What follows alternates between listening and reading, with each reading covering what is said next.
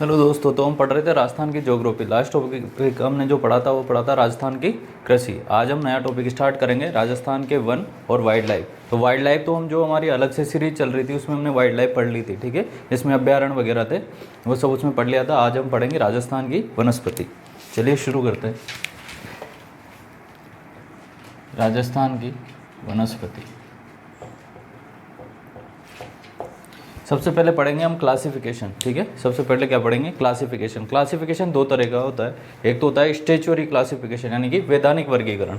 एक होता है ज्योग्राफी के अकॉर्डिंग, यानी कि भौगोलिक दशाएं कैसी है, जैसे जहाँ पर ज़्यादा वर्षा होती है वहाँ पर किस प्रकार के वन पाए जाएंगे, इस प्रकार से एक वैधानिक वर्गीकरण या प्रशासनिक दृष्टि से वर्गीकरण। जैसे कि प्रोटेक्टेड फॉरेस्ट, आरक्षित वन, जैसे जो नेशनल पार्क वगैरह में जो वन पाए जाते हैं वो, उनको क्या है, रक्षित वन। ऐसे अलग अलग प्रकार से क्लासिफाई किया गया है। तो एक तो भौगोलिक वर्गीकरण, वर्षा, मिट्टी, इन पर जो डिपेंड करेंगे। एक वैधानिक या प्रशासनिक वर्गीकरण, जिसको मैनेज किया जाता है प्रशासनिक दृष्टि से, ठीक है। तो पहले देखते हैं प्रशासनिक दृष्टि से वर्गीकरण।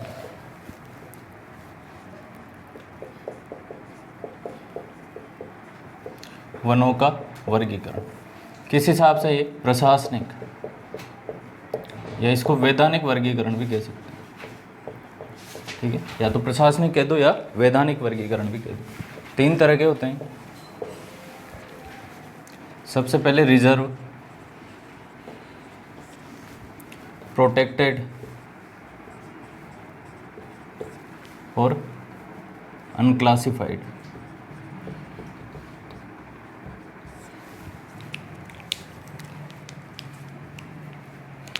रिजर्व का मतलब आरक्षित, प्रोटेक्टेड का मतलब रक्षित, और अनक्लासिफाइड का मतलब अवर्गीकृत, ठीक है। ये तीन तरह के वन होते हैं स्टेचुअरी क्लासिफिकेशन के अनुसार। वैधानिक या प्रशासनिक के अनुसार तीन प्रकार के वन होते हैं, रिजर्व, प्रोटेक्टेड और अनक्लासिफाइड। यह बेस्ड क्या है? वन उपज का संग्रहण, चराई और शिकार या आखेट, ठीक है।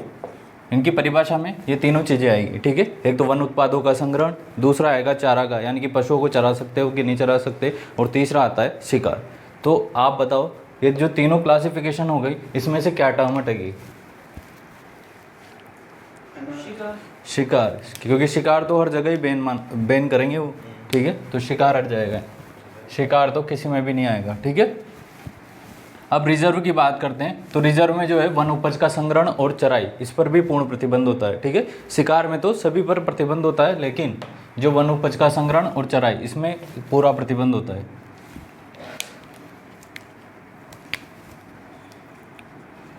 वन उपज का संग्रहण और चराई, ठीक है, इस पर क्या होता है? पूर्ण प्रतिबंध होता है। इसमें क्या होता है? इन दोनों पर प्रतिबंध होता है, लेकिन सीमित मात्रा में प्रतिबंध होता है। कैसा? सीमित मात्रा में प्रतिबंध होता है, ठीक है। इसमें तो बिल्कुल हार्ड एंड फास्ट हो गया कि बस आप कर ही नहीं सकते। इसमें थोड़ी सी रिलीफ दे दी जाती है, जैसे आसपास के जो लोग रहते हैं उन्हें थोड़ी बहुत रिलीफ दे दी जाती है। तो सीमित प्रतिबंध, ठीक है, सीमित प्रतिबंध। और यहाँ पर कोई प्रतिबंध नहीं, कोई प्रतिबंध नहीं,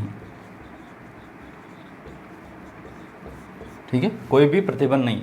यहाँ पर तो क्या है? पूर्ण प्रतिबंध। शिकार पर तो हर जगह प्रतिबंध लगेगा, लेकिन यहाँ वन उपजाऊ का संग्रहण और इसके अलावा चराई पर पूर्ण प्रतिबंध, सीमित मात्रा में प्रतिबंध, और यहाँ पर कोई प्रतिबंध नहीं, ठीक है।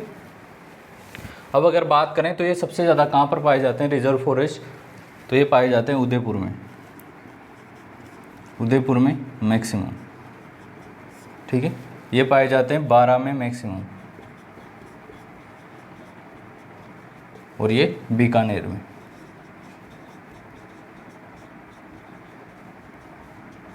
ठीक है। अगर एरिया की बात करें कि किनका कितना एरिया है, पूरा 100% काउंट करें तो किसका कितना एरिया है वो देखते हैं, ठीक है। तो वैधानिक वर्गीकरण में रिजर्व, प्रोटेक्टेड और अनक्लासिफाइड, ठीक है। शिकार में तो तीनों पर प्रतिबंध आएगा, और जो रिजर्व फॉरेस्ट है इसमें क्या होगा? वन उपज पर संग्रहण और इसके अलावा चराई पर भी पूर्ण प्रतिबंध। यहाँ पर सीमित प्रतिबंध और यहाँ पर कोई प्रतिबंध नहीं।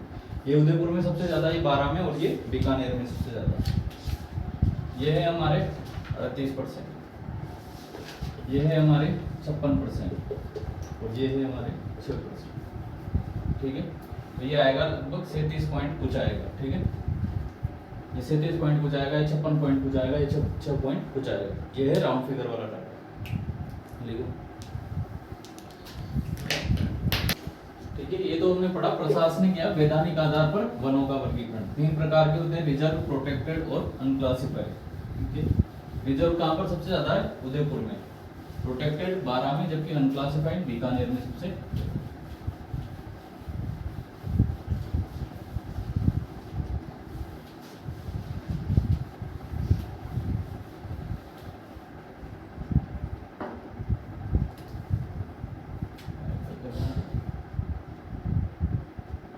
अब है भौगोलिक वर्गीकरण। कैसा वर्गीकरण है? भौगोलिक वर्गीकरण।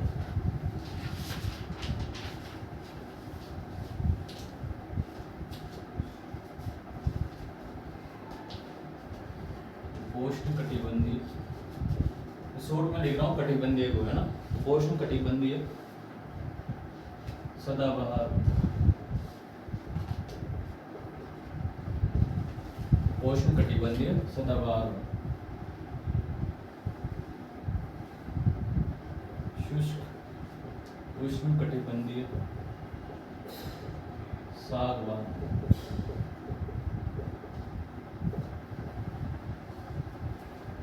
फिर ऊपर तो ऐसा कैसा रहेगा? शुष्क उष्ण कटिबंधीय। ठीक है, और तो क्या रहेगा? शुष्क उष्ण कटिबंधीय। और यहाँ आ जाएगा मानसूनी, पतझड़, इसको कह देंगे मिश्रित वन।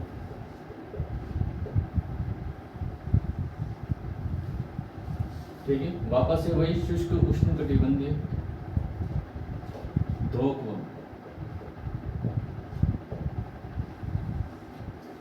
और फिर वही शुष्क उष्ण कटिबंधीय कटिली वनस्पति, इसको कह देते हैं मरुद्भिद वनस्पति,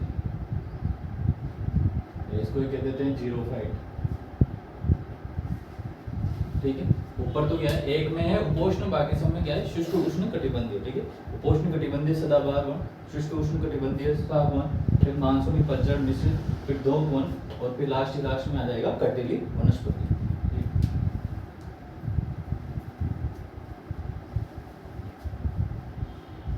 क्षेत्रफल,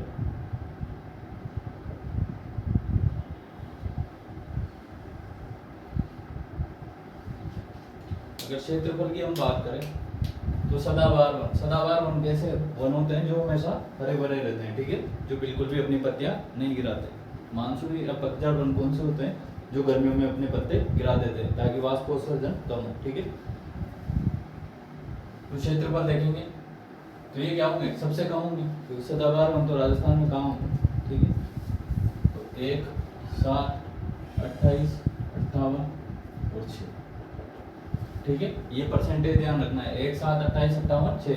तो ये सबसे ज्यादा राजस्थान में किस प्रकार के वन है? धोक वन। धोक एक प्रकार की वनस्पति होती है जो कि थोड़ी चिकनी लकड़ी आती है इसकी। ठीक है, ऐसी लकड़ी आती है, चिकनी लकड़ी आती है, और ये इधर मैदानी साइड सबसे ज्यादा मिलती है। अभ्यारण्य की बात करें तो केला देवी। ठीक है, अभ्यारण्य कौन सा होगा? केला देवी। ये तो हो गया क्षेत्रफल। ये 1 से भी कम है। ये क्या है? 1 से भी कम है। ठीक है, एग्जैक्ट बात करें तो 0.3 से 1 के आसपास पड़ेगा। वर्षा, वर्षा देखते हैं 0 से 30 सेंटीमीटर, 30 से 60, 50 से 80, 75 से 110, और ये 150 सेंटीमीटर। ठीक है, तो ये वर्षा की मात्रा होगी। ये कितने एरिया में पाए जाते हैं वो आपसे पूछ ले कि राजस्थान में सबसे ज्यादा किस प्रकार के वन पाए जाते हैं? तो धोक वन पाए जाते हैं। ठीक है, वर्षा के बाद विस्तार। इतनी वर्षा राजस्थान में कहाँ होती है? केवल एक ही जगह है जहाँ पर इतनी वर्षा होती है, वो है माउंट आबू। ठीक है, कौन सी जगह है? माउंट आबू। इसमें जो चीज आएगी वो आएगी, एक तो वागड़ प्रदेश। ठीक है, एक एक तो क्या आएगी बागड़ और दूसरा हाड़ौती। इसमें अगर हम बात करें तो इसमें आएंगे एक तो मैदान ABCD और थोड़ा मेवाड़ वाला हिस्सा RBC, कुछ मामले में उदयपुर भी आ जाएगा, ठीक है। थोड़ा उदयपुर इधर, थोड़ा उदयपुर इधर। धोक वन, अब धोक वन हमने जो वो भौतिक प्रदेश पढ़ेंगे तो उसमें पढ़ा था एक अर्धशुष्क प्रदेश, अर्धशुष्क प्रदेश, ठीक है। तो जो भी अर्धशुष्क में जो भी जिले आएंगे वो सब किसमें आ जाएंगे, इसमें आ जाएंगे, ठीक है। और इधर बात करें तो शुष्क क्षेत्र, पर्टिकुलर जैसलमेर, थोड़ा बीकानेर, बाड़मेर, ठीक है, इस प्रकार से। और बाकी के सब किसमें आ जाएंगे, इसमें आ जाएंगे, ठीक है। तो सारे जिलों के नाम याद नहीं रखना, ये ध्यान रख लेना और दूसरे, ठीक है। उपोष्ण कटिबंधीय सदाबहार वन, या RS 2021 प्रीव्यू पूछा। इसी सदाबहार को अपन पर्वतीय नाम भी दे देते हैं, पर्वतीय, या बहुत सी बार चौड़ी पत्ती वाले भी दे देगा, चौड़ी पत्ती वाले सदाबहार, ठीक है।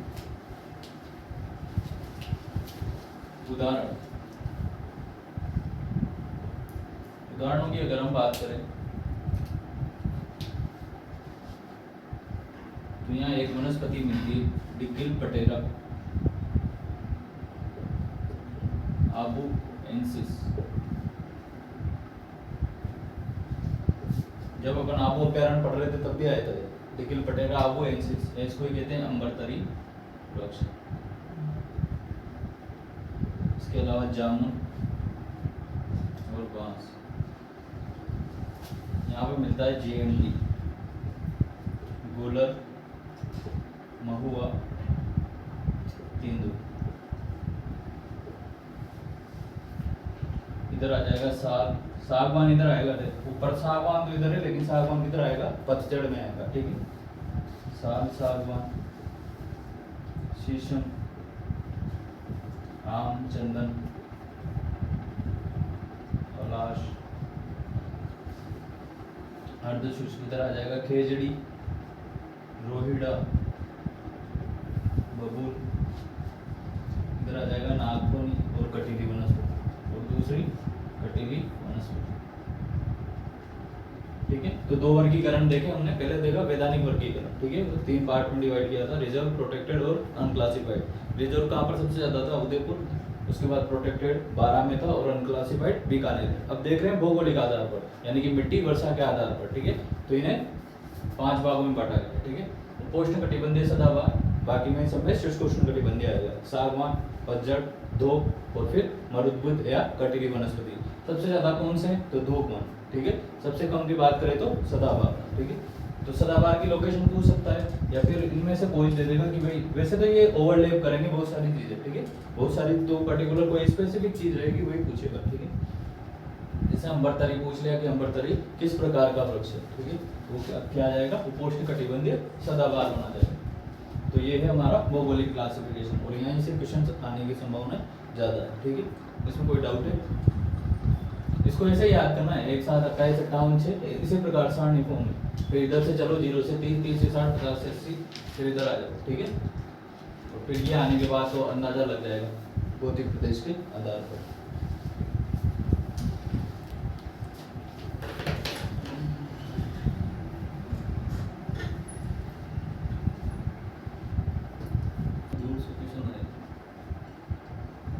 ऑप्शन देखनी पड़ेगा आदमी को, अगर ऑप्शन सुन गए तो नहीं लाग गया अंदर, तो ठीक है ना, तो गलत हो जाएगा।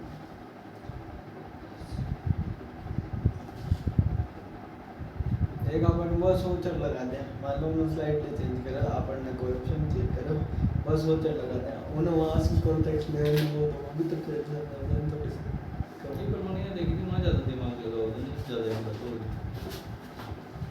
मैं तो वहाँ दिमाग कम लगा, तो तांगे ट्यूशन सही हो होते हैं, ज़्यादा दिमाग लगाता है ट्यूशन में। 10,000 एवरेज की बैटरी है, खराब हो गई बात, खत्म हो गई ना ऐसे, फिर ये पता एक्सपेरिमेंट कर सकते हैं। तोड़ फोड़ ही कर लेगा काय काय देखा काय कटाच्या भीतर उठ जाओ तो मोबाइल की बैटरी फट जाती मैं खराब हो जाती थी फिर यार ठीक है। तो वनों के दो प्रकार की क्लासिफिकेशन हमने देख ली। एक तो है वैधानिक वर्गीकरण जिसमें रिजर्व, प्रोटेक्टेड और अनक्लासिफाइड। रिजर्व कहाँ पर थे? रिजर्व उदयपुर में सबसे ज्यादा थे। प्रोटेक्टेड जो थे वो 12 में थे, जबकि अनक्लासिफाइड बीकानेर में थे। ठीक है। भौगोलिक आधार पर 5 भागों में वर्गीकृत किया है हमने इसको। उपोष्ण कटिबंधीय सदाबहार, दूसरा है शुष्क उष्ण कटिबंधीय सागवान, तीसरा है शुष्क उष्ण कटिबंधीय मानसून या पतझड़ वन, चौथा है हमारे ढोक वनस्पति और पांचवा है जीरोफाइट या कटिली वनस्पति। ठीक है। जो उपोष्ण कटिबंधीय सदाबहार वन है वो कहाँ पर पाए जाते हैं? माउंट आबू में पाए जाते हैं। ठीक है।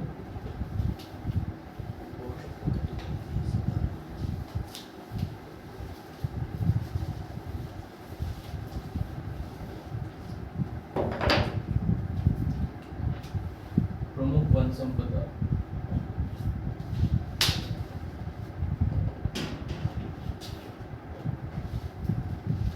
प्रमुख वन संपदा खेजड़ी। पहला है खेजड़ी। ठीक है। ये आपके प्रत्येक वाले टॉपिक में भी आ जाएगा। ठीक है। वैज्ञानिक नाम,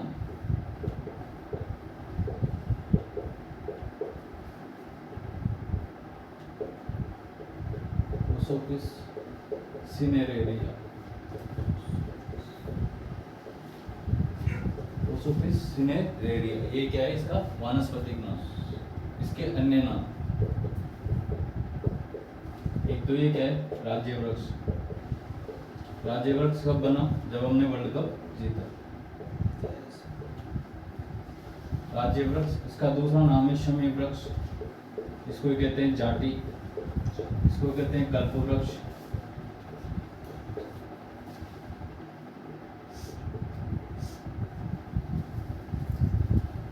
तमिल भाषा में इसको कहते हैं पेमे। क्या कहते हैं? पेमे। कन्नड़ में इसको कहते हैं बन्ना बन्ना, बन्ना बन्ना। ठीक है। तो ये इतने सारे नाम है इसके। राज्य वृक्ष, शमी वृक्ष, जाटी, कल्प वृक्ष। तमिल में कहते हैं इसको पेमे और फिर बन्ना बन्ने। ठीक है।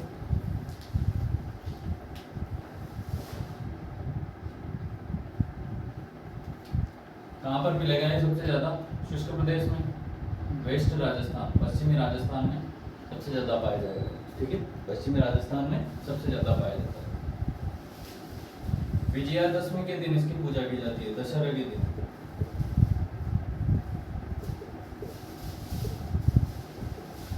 ठीक है। दशहरा के दिन इसकी क्या की जाती है? पूजा की जाती है। गोगा जी के थान, गोगा जी के जो थान है वो किसके नीचे बनाए जाते हैं? खेजड़ी के वृक्ष के नीचे बनाए जाते हैं।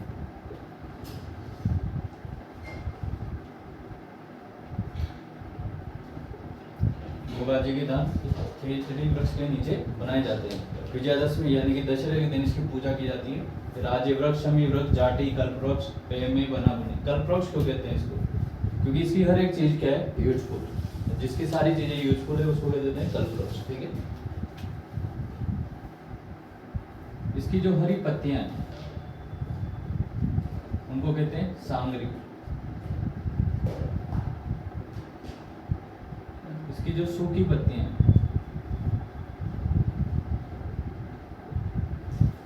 उनको कहते हैं खाका। और इसकी पत्तियों से जो चारा बनता है, जो चारा बनाया जाता है उसको कहते हैं लौंग या लौंग। लगभग हर एक चीज उपयोगी है। लकड़ियों को जला लो। ठीक है। मेडिसिनल यूज भी है इसके। तो लगभग हर चीज यूजफुल है इसकी, इसलिए इसको क्या कहते हैं? कल्प वृक्ष कहते हैं। सांगरी की सब्जी तो फेमस है। सांगरी की सब्जी तो क्या है? फेमस है और बहुत महंगी मिलती है। तो ये है हमारा खेजड़ी वृक्ष। एक और देख लो, रोहिड़ा।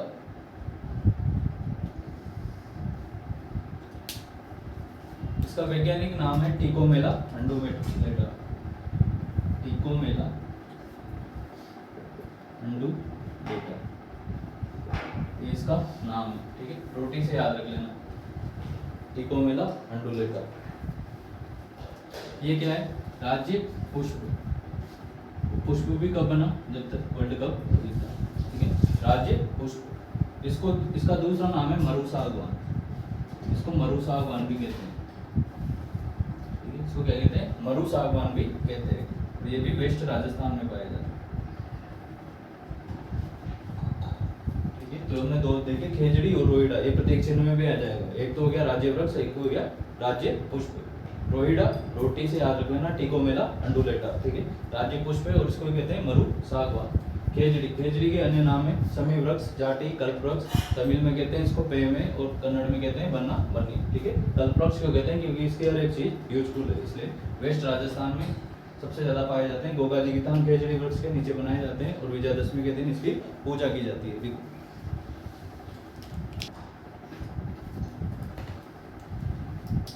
खेजड़ी, खेजड़ी का वैज्ञानिक नाम क्या है, प्रोसोपिस सिनेरेरिया। अन्य नामों की बात करें तो राज्य वृक्ष, समी वृक्ष, जाटी, कल्प वृक्ष। कल्प वृक्ष क्यों कहते हैं, क्योंकि इसकी लगभग हर चीज उपयोगी है। तमिल में इसको कहते हैं पेमे और कन्नड़ में कहते हैं बन्ना बन्नी। ये लिख लेना शमी वृक्ष, इसको शास्त्रों में कहते हैं, शास्त्रों में इसका नाम क्या है, शमी वृक्ष। या पूछ ले कि विष्णु इसको क्या कहते हैं, खेजड़ी को, तो विष्णु लोग भी इसको शमी वृक्ष कहते हैं। गोगा जी के थान खेजड़ी के नीचे बनाए जाते हैं। इसके बाद आ गया रोहिड़ा, जो कि राज्य पुष्प है, इसको कहते हैं मरु सागवान।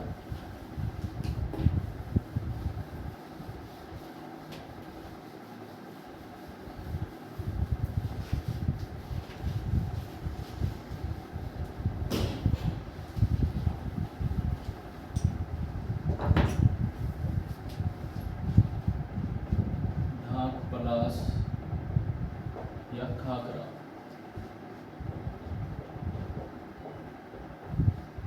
वैज्ञानिक नाम है इसका ब्यूटियम मोनोस्पर्म, ब्यूटियम मोनोस्पर्म।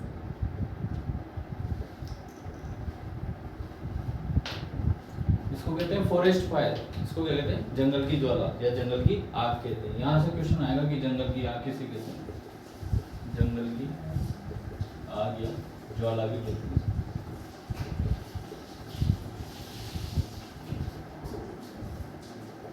कहाँ पर सबसे ज्यादा पाया जाता है, तो राजसमंद,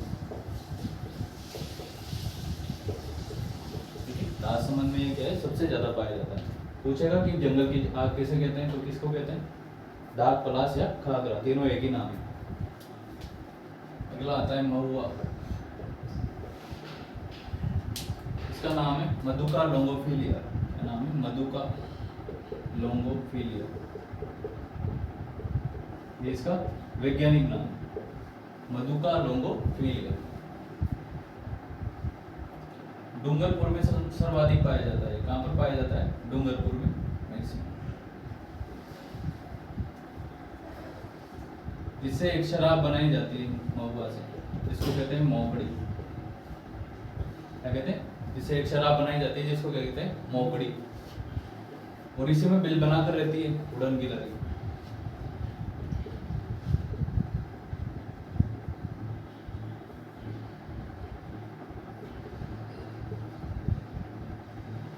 ठीक है, तो उड़न गिलहरी इसी में बिल बनाकर रहती है और इसको कहते हैं आदिवासियों का कल्पवृक्ष। आदिवासियों के लिए मेन इकोनॉमिक सोर्स है आदिवासियों का कल्पवृक्ष। उड़न गिलहरी कहाँ का मस्कट है,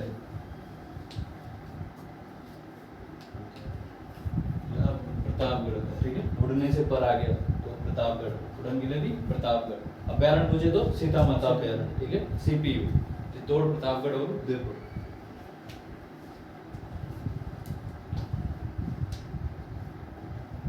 खेर वृक्ष,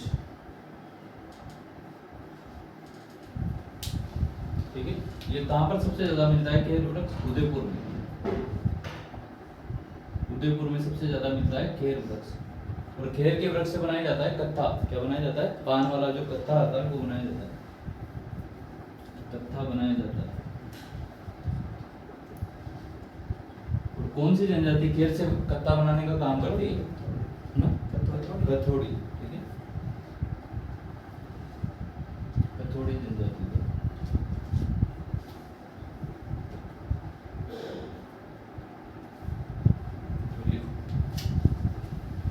वैसे अभी भी एक बना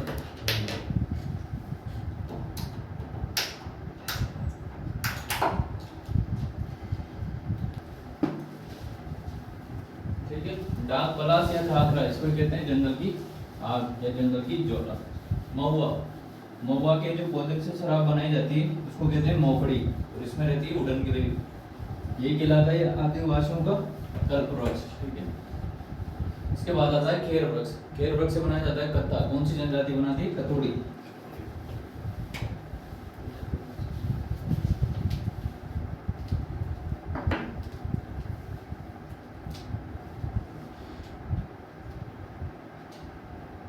तेंदू,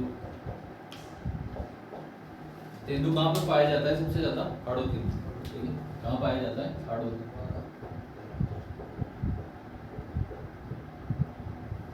किस काम आता है तेंदू? बीड़ी बनाने में। बीड़ी बनाने में, बीड़ी बनाने में क्या काम आता है? तेंदू का पत्ता। ठीक है। तेंदू का जो पत्ता होता है इसको क्या कहते हैं? टिमरू। तेंदू के पत्ते को कहते हैं टिमरू। क्या कहते हैं? टिमरू।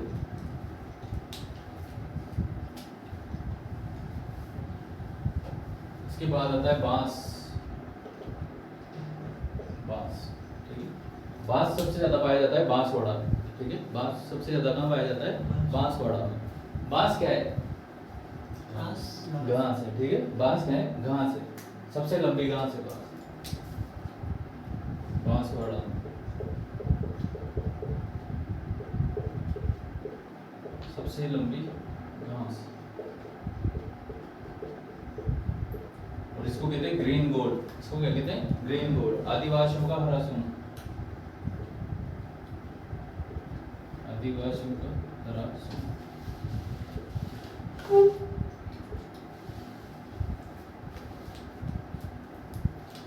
फिर देखो सेवन या लीलन। सेवन या लीलन, इसका वैज्ञानिक नाम क्या है? लिसियुकस सेडियुकस। वैज्ञानिक नाम है इसका लिसियुकस सेडियुकस। ठीक है। सेवन या लीलोन, लिसियुकस या सेडियुकस, ये क्या है? इसका वैज्ञानिक नाम है। सबसे ज्यादा कहाँ पर मिलती है? जैसलमेर में मिलती है। ठीक है। सबसे ज्यादा कहाँ पर मिलती है? जैसलमेर में।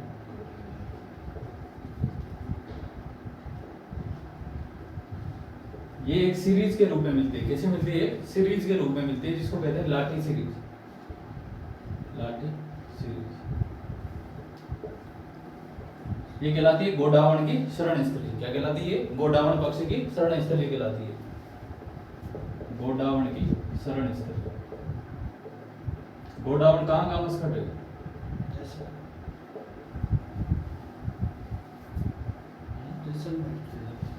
क्या? गोडावण की शरण स्थली। ठीक है। ये एक सीरीज के रूप में मिलती है, जिसको कहते हैं लाठी सीरीज। जैसलमेर में सबसे ज्यादा पाई जाती है। अगर आपको अभ्यारण्य का नाम पूछे तो आ जाएगा राष्ट्रीय मरु उद्यान। ठीक है। कौन सा अभ्यारण्य आ जाएगा? राष्ट्रीय मरु उद्यान।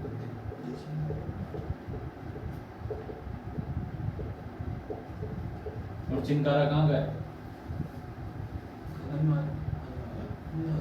गंगा। तो ये हमारी सेवन या लेलोन घास। अगली आती है कस घास। कस घास एक सुगंधित घास है, जिसका उपयोग करते हैं हम इत्र बनाने में। उपयोग क्या है? इत्र बनाने में, शरबत बनाने में। सुगंधित घास है। कैसी घास है? सुगंधित घास। कहाँ पर मिलती है? बीएसटी, भरतपुर, सवाई माधोपुर और टोंक। ठीक है। कस घास कैसी है? सुगंधित घास है। इसके बाद आ जाओ मोचिया घास। मोचिया घास पहले भी पढ़ा था कि मोचिया घास। तो मोचिया घास कहाँ पर मिलती है? दाल छापर चुरू। दाल छापर चुरू। ठीक है। दाल छापर किसके लिए प्रसिद्ध है? काले हिरणों के लिए। तो इसको काले हिरण खाते हैं। कौन खाते हैं? पौष्टिक घास है, जिसको कौन खाते हैं? काले हिरण खाते हैं।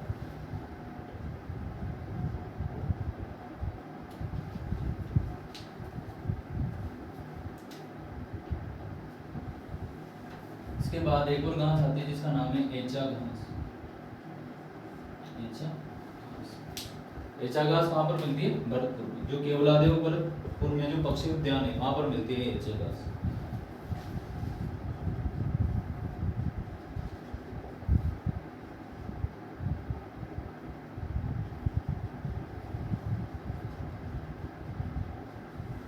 केवलादेव राष्ट्रीय पार्क भरतपुर। इसके अलावा कुछ और सुगंधित घास हैं।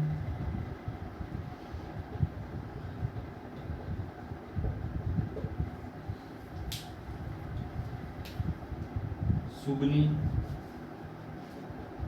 ओलेवरी, बूर, ठीक है। ध्यान रख लेना, एक पूछ ले कि भाई उनमें से कौन सी सुगंधित घास नहीं है, तो ये एक बार नाम ध्यान रख लेना। एक क्षेत्र का नाम देख लो, चौहटन। चौहटन, एक क्षेत्र का नाम याद रखना, चौहटन। गोंद के लिए फेमस है। किसके लिए फेमस है? गोंद के लिए।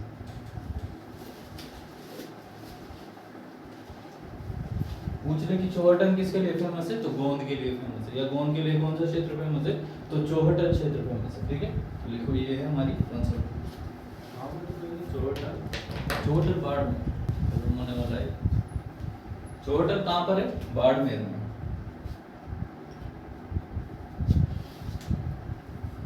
तेंदू, आड़ती, इसके पत्ते से बनाई जाती है बीड़ी, पत्ते को कहते हैं तेंदू। मोचे घास जो कि तालछापर अभयारण्य में मिलती है, तालछापर जो कि काले हिरणों के लिए प्रसिद्ध है। एचा घास मिलती है भरतपुर के केवलादेव में। खसघास एक सुगंधित घास है जो कि मिलती है बीएसटी में, ठीक है। सेवन या लीलोण घास राष्ट्रीय मरुद्यान के आसपास मिलती है, गोडावण की शरण स्थली कहलाती है। इसके अलावा अन्य सुगंधित घास हमने देखी थी, ओलेवरी, बूर, सुगनी, ये सब क्या है? सुगंधित घास।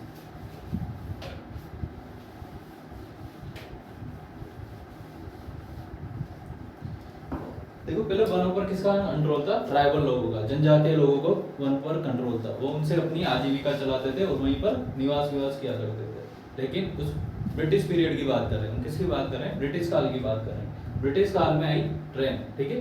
ट्रेनें आई, रेलगाड़ी आई। वो क्यों आई? ताकि लोग अधिक दूरी से माल की, कच्चे माल को ला सके, क्योंकि इंडस्ट्रियल रिवॉल्यूशन स्टार्ट हो गया था यूरोप में, ठीक है। तो अधिक मात्रा में कच्चा माल चाहिए था। अब कच्चा माल नॉर्मल रूट से तो आ नहीं सकता, तो इसके एवज में क्या बनाई थी उन्होंने? रेलगाड़ी लाई थी। इसके अलावा रेलगाड़ी का एक और मोटिव था ताकि सेना को आसानी से जहां पर विद्रोह वहां पर पहुंचाया जा सके। इसके अलावा एक और मोटिव था कि इंडस्ट्रियल रिवॉल्यूशन के बाद यूरोप के लोग क्या हो गए थे? धनी। उन्हें धन निवेश के लिए क्या चाहिए था? सोर्स चाहिए था। तो उनके द्वारा धन निवेश किसमें किया गया? रेलगाड़ी में, ठीक है। ट्रेन जाल बिछाने में उनके द्वारा निवेश किया गया और इस पर ब्रिटिश गवर्नमेंट के द्वारा गारंटी दी गई कि आप निवेश करो, हम आपको 5% का रिटर्न तो देंगे ही देंगे, ठीक है। तो वो रेलगाड़ी बिछाने के लिए, ट्रैक के लिए क्या चाहिए थी? रेलगाड़ी, लकड़ी, ठीक है। तो उसके बाद ही ब्रिटिश गवर्नमेंट ने वनों पर कंट्रोल करना स्टार्ट किया। ये बात है डलहौजी के टाइम पर, तो 1855। और पहली रेलगाड़ी कब चली थी? 1854 में, मुंबई से ठाणे के बीच में, ठीक है। 1855 में बना वन विभाग। इस समय था कौन? डलहौजी।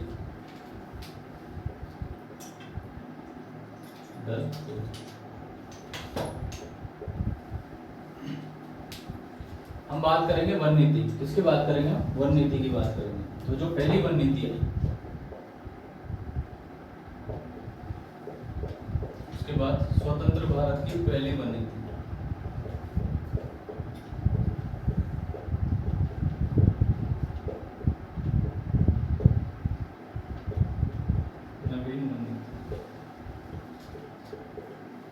जो पहली वन नीति आई वो आई 1894, ठीक है। पहली वन नीति कब आई? 1894 में, ठीक है, ताकि वनों का बेटर तरीके से रेगुलेशन हो सके, क्योंकि वनों पर डिपेंडेंसी ज्यादा बढ़ गई थी, ठीक है। स्वतंत्र भारत की पहली वन नीति आई 1952, ठीक है। तो क्वेश्चन किस हिसाब से पूछेगा वो देखना। अगर पूछे कि भारत की पहली वन नीति कब आई, तो 1894। अगर पूछे कि स्वतंत्र भारत की पहली वन नीति आई, तो 1952 और ये 1988। टारगेट क्या है कि हमारे जो 33% ज्योग्राफिकल एरिया है उस पर क्या होना चाहिए? फॉरेस्ट होना चाहिए। 33% क्षेत्रफल पर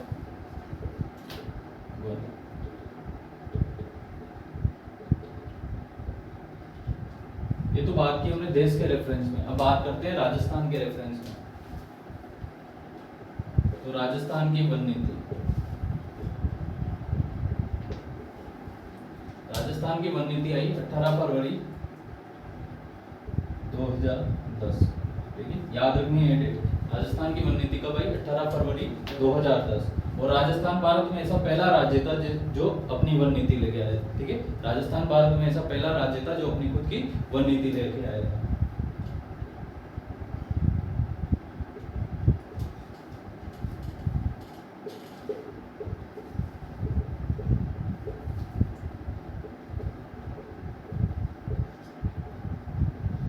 इसके अलावा एक और चीज आती है eco tourism policy.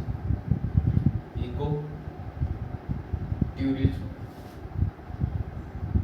Policy, eco tourism का मतलब होता है जैसे अपन को सेंचुरी घूमने गए उसको क्या बोलते हैं? Eco tourism.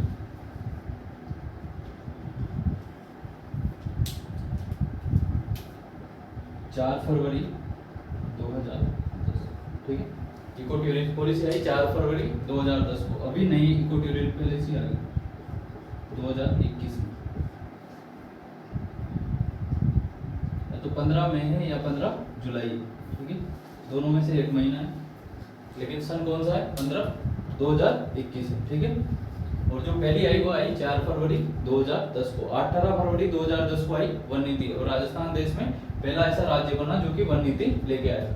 हमने वाइल्ड लाइफ में भी पढ़ा था, ठीक है, वाइल्ड लाइफ में भी पढ़ा था कि जो पहले वन थे वो किसके डोमेन में आते थे? स्टेट के डोमेन में आते थे, ठीक है, राज्य के अधिकार में आते थे। 3 सूचियां होती है, एक तो होती है संघ सूची, यानी कि जिसपे कानून केवल केंद्र बना सकता है। एक होती है राज्य सूची, जिस पर कानून कौन बना सकता है? राज्य बना सकता है। एक होती है समवर्ती सूची, कौन करंट लिस्ट, जिस पर सेंट्रल भी बना सकता है और स्टेट भी बना सकता है। तो जो पहले वन थे वो किस में आते थे? राज्य सूची में। किस में आते थे? राज्य सूची में। लेकिन वनों का प्रॉपर तरीके से रेगुलेशन नहीं हो पाता था, उनकी सिक्योर नहीं हो पाते थे, इसलिए बाद में इसको किस में शामिल कर दिया गया?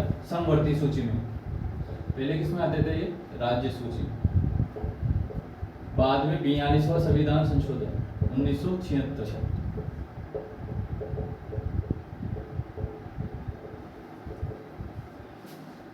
इसको शामिल कर दिया गया समवर्ती सूची, कॉनकरेंट लिस्ट,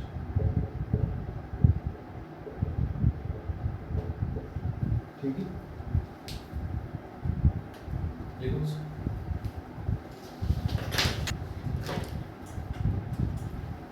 तो वन विभाग की स्थापना सर्वप्रथम डलहौजी ने, हमारी वन नीति पहली आई 1854, लेकिन ये ब्रिटिश काल में थी। स्वतंत्र भारत की आई 1952 में, और उसके बाद आई 1988 में। उसमें क्या टारगेट रखे गए कि 33% भूभाग पर क्या होना चाहिए? वन होने चाहिए। राजस्थान की पहली वन नीति आई 18 फरवरी 2010 को आई। इको टूरिज्म पॉलिसी आई 4 फरवरी 2010 को, और जो नवीनतम इको टूरिज्म पॉलिसी आई उसकी डेट है 15 जुलाई 2021, 15 जुलाई 2021 है नवीनतम इको टूरिज्म पॉलिसी की डेट। 42वें संविधान संशोधन के द्वारा जो फॉरेस्ट और वाइल्ड लाइफ है उसको कौन सी सूची में शामिल कर दिया गया? समवर्ती सूची में शामिल कर दिया।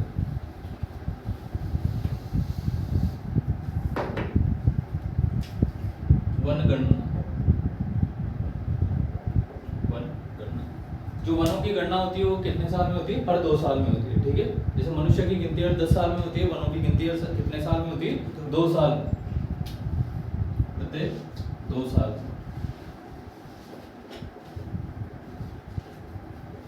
प्रत्येक 2 साल में ये गिनती होती है। किसके द्वारा की जाती है ये गिनती? FSI के द्वारा, forest survey of India, forest survey of India के द्वारा ये गिनती की जाती है। FSI का जो हेडक्वार्टर है वो है देहरादून। हमने जब बात की थी स्टार्टिंग में राजस्थान की वन नीति की, तो बात की थी 18 फरवरी 2010। राजस्थान देश में पहला राज्य था जो अपनी वन नीति लेके आया था। इसी प्रकार राजस्थान के द्वारा एक अधिनियम भी लाया गया था, ठीक है, वन संरक्षण अधिनियम, लिख लेना है, वन संरक्षण अधिनियम 1953। और ये लाने वाला वही राजस्थान क्या था? पहला राज्य था। तो हर 2 साल में वन नीति लाता है फॉरेस्ट सर्वे ऑफ इंडिया। जो आखिरी वन नीति आई वो आई है 2021 में। अभी वापस थोड़े दिन बाद फिर आ जाएगी नई वाली 2023 में, ठीक है, लेकिन फिर भी इसका डाटा याद करना पड़ेगा।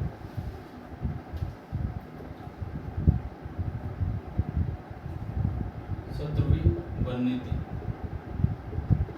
2021, ठीक है। कौन सी वन नीति है? 17वीं वन नीति, जो कि 2021 में आई है, 17वीं है, ठीक है।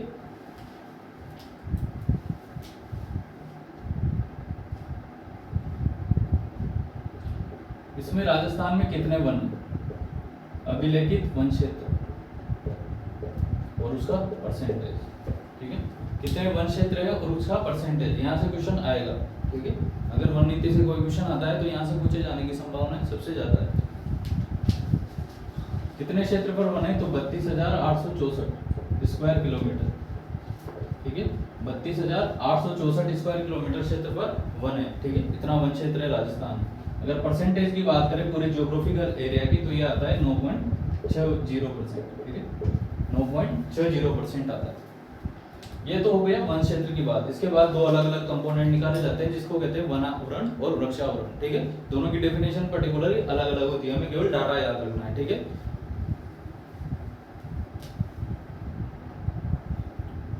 वनावरण, ट्री कवर और वृक्षावरण, इसकी डेफिनेशन ये होती है, अगर 1 हेक्टेयर में 10% से ज्यादा वन है, ठीक है। 1 हेक्टेयर में अगर 10% से ज्यादा वन है तो वो किसमें आ जाता है? वनावरण में आ जाता है, ठीक है। तो ऐसे अलग अलग डेफिनेशन है, हमें डाटा याद रखना है। वनावरण और वृक्षारोपण की बात करें तो ये है 16,654 स्क्वायर किलोमीटर। कितना है? 16,654 स्क्वायर किलोमीटर। और ये है 8,733 स्क्वायर किलोमीटर। इनको दोनों को जोड़ के भी देख लेना एक बार, ठीक है। शायद 25,387 आएगा, 437, ठीक है। 25,387 स्क्वायर किलोमीटर। अब इसको भी अपन ज्योग्राफिकल एरिया में देखेंगे, कितना राजस्थान के ज्योग्राफिकल एरिया का कितना परसेंटेज, तो ये आएगा 7.42%। अब क्वेश्चन की आपको लैंग्वेज पर जाना है, वो पूछे कि राजस्थान में अभिलेखित वन क्षेत्र का परसेंटेज बताओ, अभिलेखित, ठीक है। शेड्यूल्ड वन क्षेत्र बताओ, अभिलेखित वन क्षेत्र बताओ, तो 9.60। वो पूछे कि राजस्थान में वनावरण और वृक्षारोपण का कुल परसेंटेज कितना है, तो 7.42%, ठीक है। ये दोनों परसेंटेज आपको याद रखना है, ये वाला और इसका एरिया भी ध्यान रखना है। अब ये है, अगर वो पूछ ले वनावरण और वृक्षारोपण टोटल कितना है, 25,387 स्क्वायर किलोमीटर, वो पूछ ले कि पर व्यक्ति कितना आएगा, ठीक है। ये तो क्या है पूरा। अगर वो पूछ ले पर व्यक्ति कितना है, पर पर्सन कितना है, प्रति व्यक्ति, तो प्रति व्यक्ति आएगा 0.037 हेक्टेयर, ठीक है। एक आदमी के हिस्से में इतना वनावरण और वृक्षारोपण आएगा। पूछ सकता है कि एक व्यक्ति पर के व्यक्ति के हिस्से में वनावरण और वृक्षारोपण का परसेंट वो बताओ, तो प्रति व्यक्ति कितना आएगा, 0.037 हेक्टेयर, ठीक है। तो लिखो ये, फिर आगे बढ़ते हैं।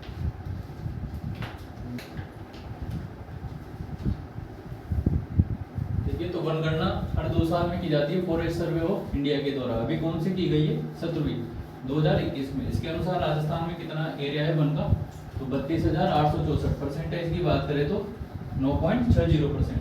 अब फिर बात करेंगे हम वनावरण और वृक्षारोपण की अलग अलग। तो वनावरण तो है 16,654 और वृक्षारोपण में 8,733, टोटल 7.42%। राजस्थान के ज्योग्राफिकल एरिया के अगर पर पर्सन बात करें तो 0.037 हेक्टेयर। इसका भी परसेंटेज लिखना चाहो तो लिख लेना, ठीक है। एक तो फॉरेस्ट कवर और एक ट्री कवर। फॉरेस्ट कवर का लिख लेना 4.87% और उसका लिख लेना 2.55%। वैसे इतना पूछेगा नहीं, तो इतना पूछ लिया तो तुम मर गए जो।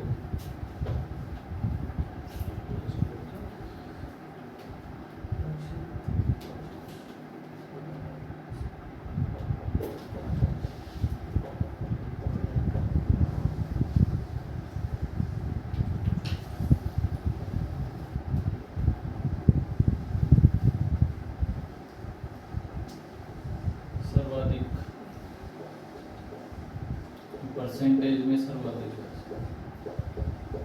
न्यूनतम, और ये परसेंटेज में न्यूनतम। ये भी याद रखना है, ठीक है, कि राजस्थान में सबसे ज्यादा वन कहाँ है और सबसे कम कहाँ पर है। तो सबसे ज्यादा तो उदयपुर में है। कहाँ पर आएंगे, उदयपुर में है, उदयपुर। उसके बाद अलवर, उसके बाद प्रतापगढ़ और फिर बारा। ठीक है, सबसे ज्यादा उदयपुर, फिर अलवर, फिर प्रतापगढ़ और फिर बारां। परसेंटेज की बात करें तो यूपीएससी उदयपुर, प्रतापगढ़, सिरोही और करौली। ठीक है, ये है परसेंटेज के अकॉर्डिंग, ये तो है ओवरऑल और ये है परसेंटेज के अकॉर्डिंग। न्यूनतम कहाँ पर आएंगे? न्यूनतम चूरू, ठीक है, कहाँ पर आएंगे? चूरू में, क्योंकि चूरू वैसे भी थली प्रदेश है, वहाँ बिल्कुल एकदम शुष्क रीजन, गर्मी भी बहुत ज्यादा पड़ती है। चूरू, चूरू के बाद आएगा हनुमानगढ़,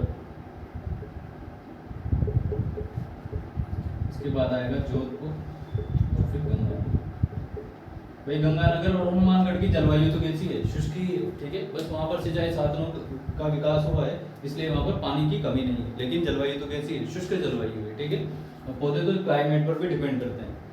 इसके अलावा एक और रीजन है यहाँ पर वेजिटेशन कम होने का, क्योंकि ये पूरा नहरी क्षेत्र है, ठीक है, नहरों से सिंचाई होती है, इसलिए ज्यादातर सारा एरिया किसमें कवर हो जाता है? फसलों में कवर हो जाता है, ठीक है, वनों के इनके लिए बहुत कम जगह बचती है, ठीक है। न्यूनतम की बात करें एरिया वाइज, परसेंटेज वाइज देखें तो जोधपुर, फिर चूरू, फिर जैसलमेर और फिर बीकानेर, ठीक है। ये ऐसे कैसे याद करने हैं आपको कि कहाँ पर सबसे ज्यादा है? पूछ लेगा कि राजस्थान में सबसे कम वन कहाँ पर है, ठीक है। या आजकल ये ट्रेंड चल रहा है कि सबसे ज्यादा नहीं पूछ के दूसरा सबसे ज्यादा है, सबसे कम पूछता है, ठीक है, दूसरा पूछ लेता है।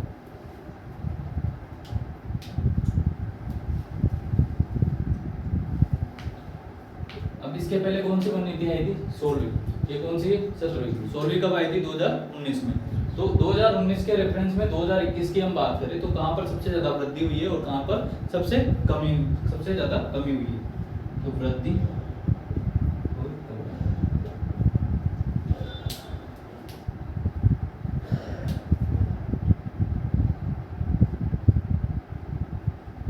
वृद्धि की अगर हम बात करें तो अजमेर, पाली,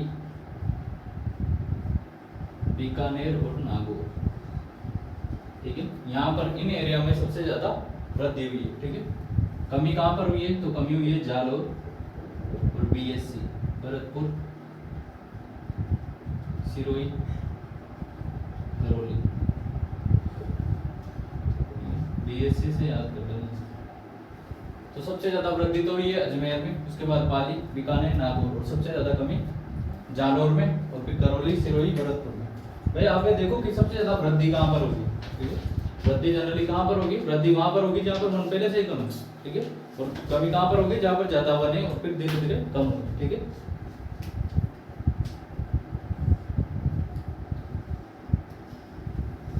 देखो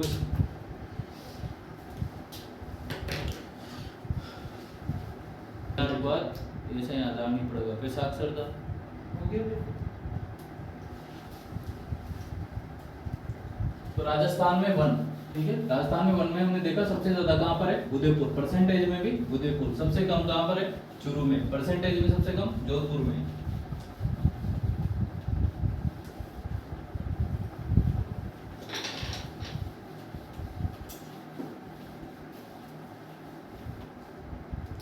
अब वृक्षों से रिलेटेड, वृक्षों के डेवलपमेंट के लिए, वनों के डेवलपमेंट के लिए जो कार्यक्रम चलाए जा रहे हैं वो देखते हैं।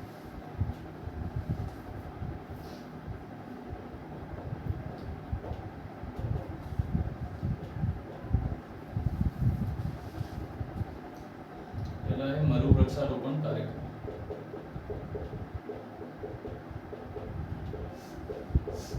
पहला क्या है? मरु वृक्षारोपण कार्यक्रम। कब स्टार्ट किया गया है? 1978 में स्टार्ट किया गया। कितने जिले शामिल है इसमें? 10 जिले शामिल।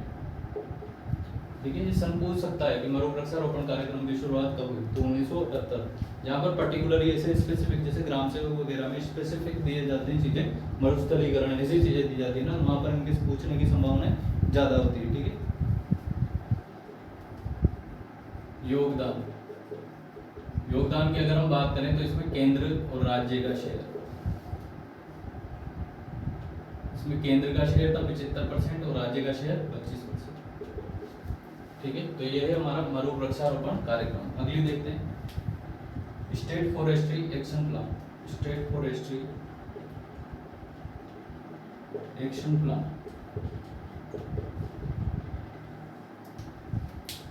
राज्य वानिकी कार्य योजना, राज्य वानिकी कार्य योजना, स्टेट फॉरेस्ट्री एक्शन प्लान। ठीक है, सबसे पहले तो क्या है, मरु वृक्षारोपण कार्यक्रम। आपसे पूछ ले कि राजस्थान में वनों के विकास के लिए कोई 4 कार्यक्रमों के नाम लिखो, या इनमें से कौन सा कार्यक्रम नहीं है। ठीक है, तो स्टेट फॉरेस्ट्री एक्शन प्लान, राज्य वानिकी कार्य योजना, इसका टाइम पीरियड है 1996 से लेकर 2016, यानी कि 20 साल के लिए थी। कितने साल के लिए थी? 20 साल के लिए थी। इसमें भी जो केंद्र और राज्य का शेयर है वो ऊपर वाला ही है। केंद्र और राज्य का शेयर कितना है? 75 और 25। ठीक है, ये फंडिंग पैटर्न है कि केंद्र 75 100 रुपए खर्च होते हैं तो 75 रुपए केंद्र देगा और 25 रुपए राज्य देगा। ठीक है, तीसरा हरित राजस्थान। ठीक है, हरित राजस्थान नाम से एक कार्यक्रम चलाया गया था जिसकी अवधि है 2009 से 14। इसकी अवधि कितनी है? 2009 से 2014 तक है। ठीक है, ये लिखो फिर आगे बढ़ो।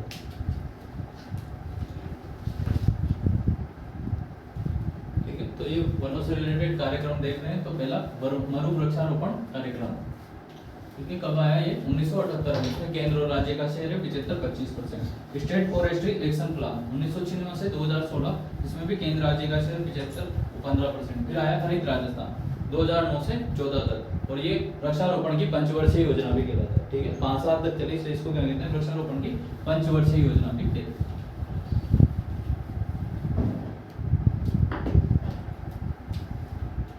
खेजड़ली घटना, खेजड़ली घटना कहाँ पर है? खेजड़ली घटना जोधपुर की। कहाँ की घटना है ये? जोधपुर की घटना है। इसमें क्या हुआ था कि खेजड़ी के जो वृक्षों को काटने के लिए महाराजा अभय सिंह थे जोधपुर के, उनके महल के निर्माण के लिए क्या चाहिए थी? लकड़ी। ठीक है, तो उनके सिपाही वगैरह आए, लकड़ी काटने लगे, तो अमृता देवी बिश्नोई के नेतृत्व में 363 महिला पुरुषों ने अपनी जान दे दी थी। ठीक है, तो वही है खेजड़ली घटना। कब हुई है? ईयर पूछ सकता है, तो कब हुई है? 1787। ये है विक्रम संवत। ठीक है, तो सन कौन सा हो जाएगा? 1730 AD। ठीक है, 1730 ईस्वी की ये घटना है। ठीक है, हिंदी की डेट भी पूछ सकता है। हिंदी की डेट है भाद्रपद शुक्ल दशमी। भाद्रपद शुक्ल दशमी। इस दिन क्या होता है? तेजा दशमी। ठीक है, क्या होती है भाद्रपद शुक्ल दशमी को? तेजा दशमी। तो 1787 की ये घटना है।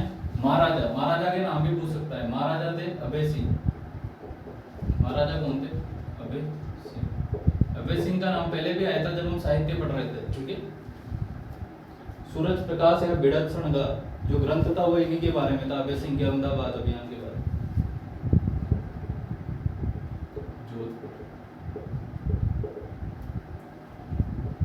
अमृता देवी बिश्नोई के नेतृत्व में 363 महिला पुरुषों का बलिदान।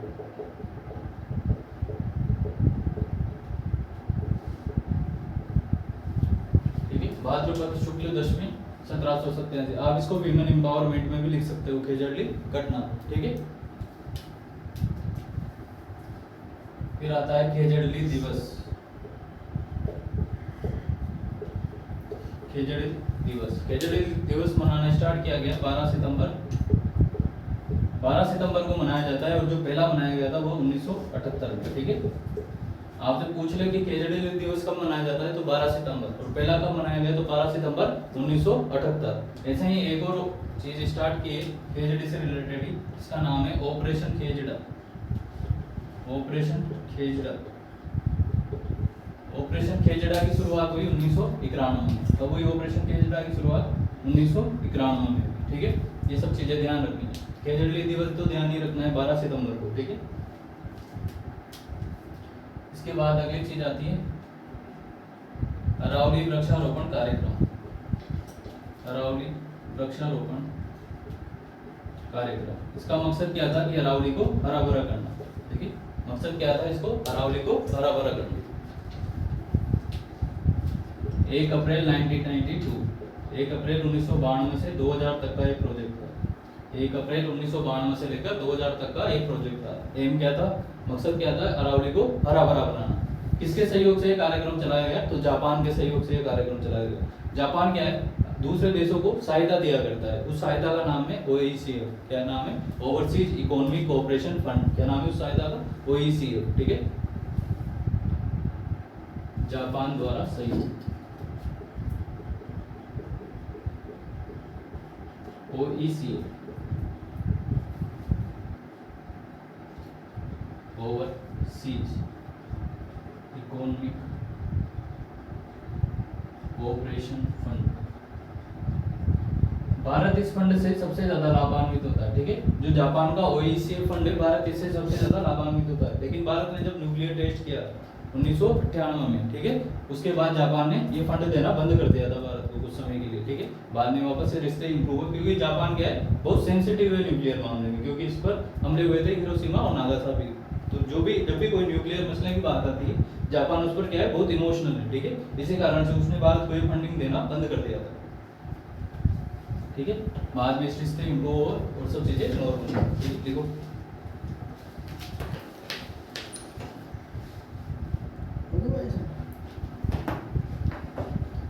खेजड़ली गणना 1787 विक्रम संवत। अगर एडी की बात करें, ईस्वी की बात करें तो 1730। हिंदी की बात करें तो भाद्रपद शुक्ल दशमी, तेजा दशमी के दिन। शासक कौन था, अभय सिंह। ठीक है, खेजड़ली दिवस कब मनाया जाता है, 12 सितंबर को। पहला कब मनाया गया, 12 सितंबर 1978 को। 1978 को ही क्या शुरू किया गया, मरु विकास, मरु वृक्षारोपण कार्यक्रम। ऑपरेशन खेजड़ा 1991। ठीक है, राजस्थान वानिकी एवं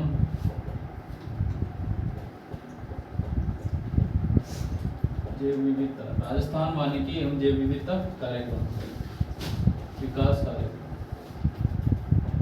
ये वन से रिलेटेड ज्यादातर काम किसके सहयोग से किए जाएंगे, जापान के सहयोग से। ठीक है, वन वाले ज्यादातर काम किसके सहयोग से किए जाएंगे, जापान के सहयोग से। तो किसके सहयोग से किया गया, ये भी जापान के सहयोग से। जापान की एक कंपनी है जीका। क्या नाम है जापान की कंपनी का, जीका। जब हम परियोजना पढ़ रहे थे, सिंचाई परियोजना, वहां पर भी आई थी। जो सूक्ष्म सिंचाई परियोजना है वो किसके सहयोग से चलाई जाती है, जीका के सहयोग से। पूरा नाम है जापान इंटरनेशनल कोऑपरेशन एजेंसी। ठीक है, ये क्या है, पूरा नाम Japan international cooperation agency. Japan के सहयोग से ये कार्यक्रम चलाया गया है। 2 फेज में ये कार्यक्रम चला। कितने फेज में, 2 फेज में। पहला फेज चला 2003 से लेकर 2010 तक। ठीक है, पहला फेज चला 2003 से लेकर 2010 तक। इसमें कितने जिले शामिल हुए, 18 जिले। कितने जिले शामिल हुए इसमें, 18 जिले शामिल हुए। दूसरा चला 2011 से लेकर 19 तक। ठीक है, और इसमें कितने जिले शामिल हुए, 15 जिले। इन 15 जिलों में से 10 तो है डेजर्टिफाइड एरिया, जो मरुस्थलीय इलाके, जो मरुस्थलीय जिले वो शामिल है, मरुस्थलीय जिले। और 5 है गैर मरुस्थलीय जिले।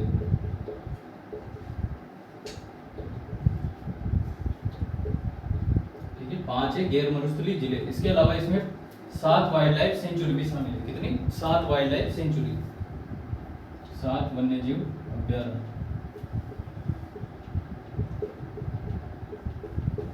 अगर 5 गैर मरुस्थलीय जिलों की बात करें तो डूंगरपुर, बांसवाड़ा, सिरोही, जयपुर, भीलवाड़ा।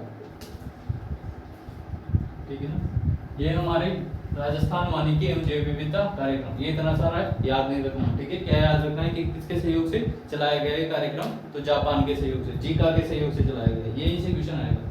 ये इतने डिटेल में नहीं आएगा, कोई 15 जिले, 18 जिले, 15 जिलों में से 5 जिले कौन से, जो नॉन डेजर्टिफाइड वाले, 7 वाइल्ड लाइफ सेंचुरी। ठीक है, इसके बाद आएगा जलाऊ लकड़ी मुक्त ग्राम योजना। जलाऊ लकड़ी मुक्त ग्राम योजना।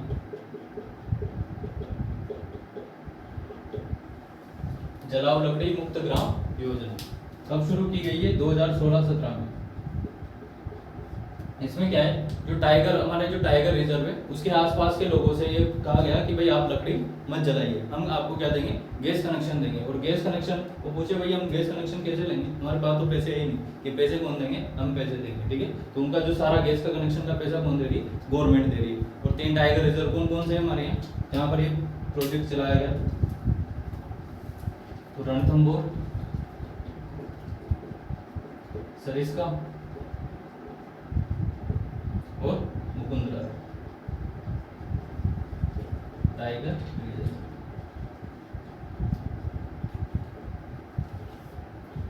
सौ % गैस का पैसा सरकार का। चौथा टाइगर रिजर्व कौन सा है, राजस्थान का चौथा टाइगर रिजर्व कौन सा है?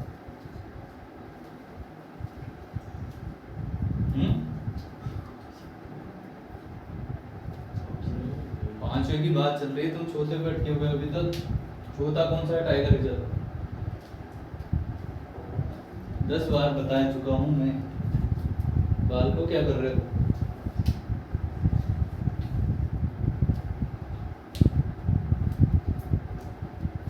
अंदाजा भी नहीं है।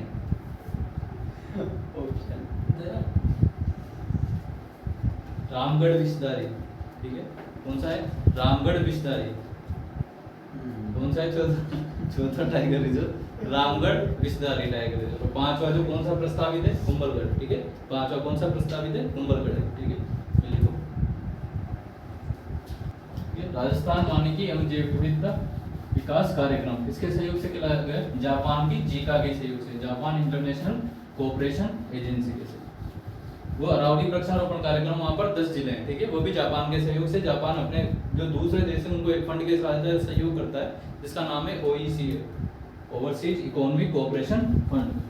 जलाओ लकड़ी मुक्त ग्राम योजना ये कहां पर चलाई गई? जो तीनों टाइगर रिजर्व थे हमारे पुराने, सरिस्का, रणथंभौर और मुकुंदरा, वहां पर लोगों की लकड़ी पर डिपेंडेंसी को कम करने के लिए गवर्नमेंट जो है 100% गैस कनेक्शन फ्री में देती है उनको, ठीक है।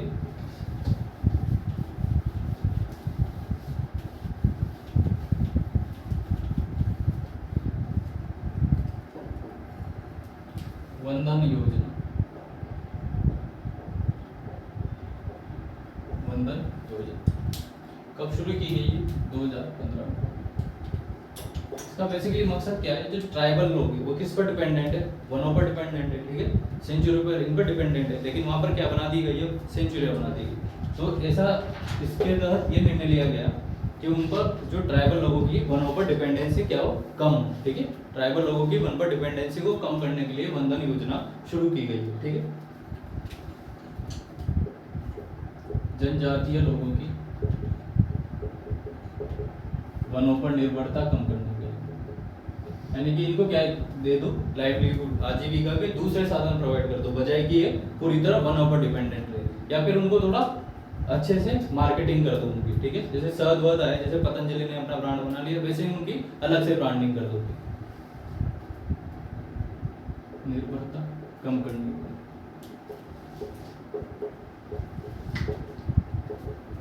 अब यहाँ से जो प्रश्न पूछ सकता है वो ये पूछेगा कि वंदन योजना राजस्थान के कौन कौन से अभ्यारण्यों में संचालित है, ठीक है, हमें वो चीज ध्यान रखनी है।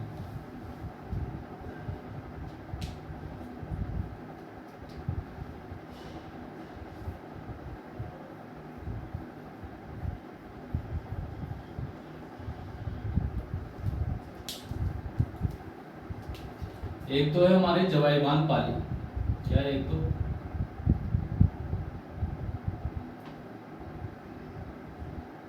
जवाईबान पाली किसके लिए फेमस है जवाईबान?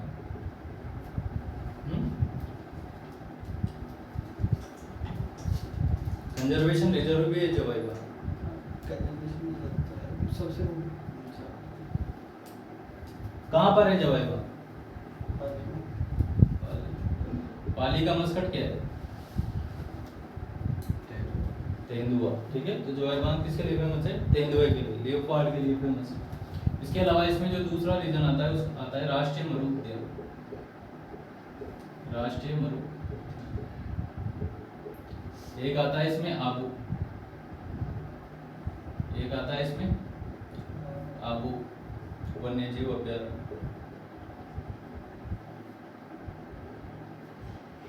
तीनों में।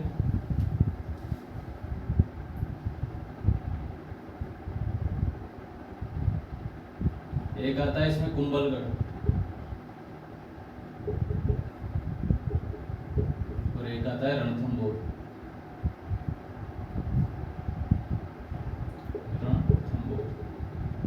तो ये 5 अभ्यारण्य शामिल है, ठीक है। कौन कौन से? राष्ट्रीय मरु उद्यान, आबू, जवाई, कुंभलगढ़ और रणथंभौर। ये 4 में, ये 5 में क्या चलाई गई है? वन धन योजना स्टार्ट की गई है। तो पूछ सकता है कि निम्न में से कौन सा जो वाइल्ड लाइफ सेंचुरी है वो वन धन योजना के अंतर्गत नहीं आता है। इस प्रकार का क्वेश्चन यहाँ से बन सकता है।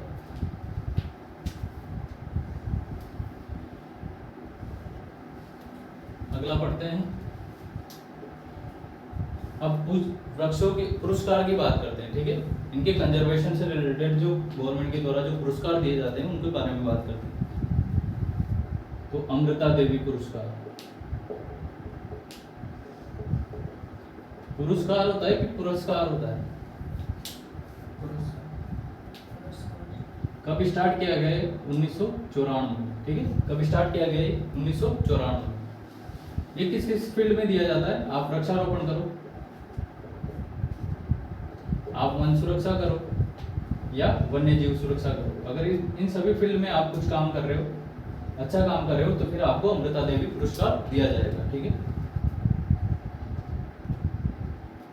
इसके तहत 2 चीजें हैं, ठीक है।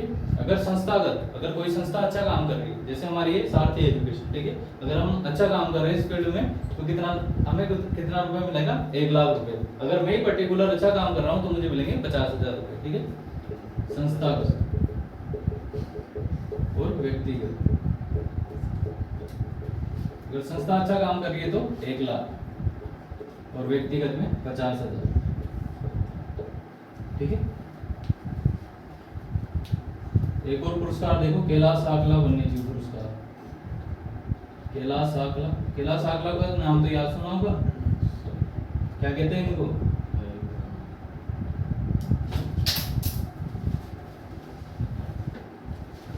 इसमें राशि याद रख लेना, इसमें मिलते हैं 50,000। कितने मिलते हैं इसमें भी? 50,000। राजीव गांधी वन सुरक्षा,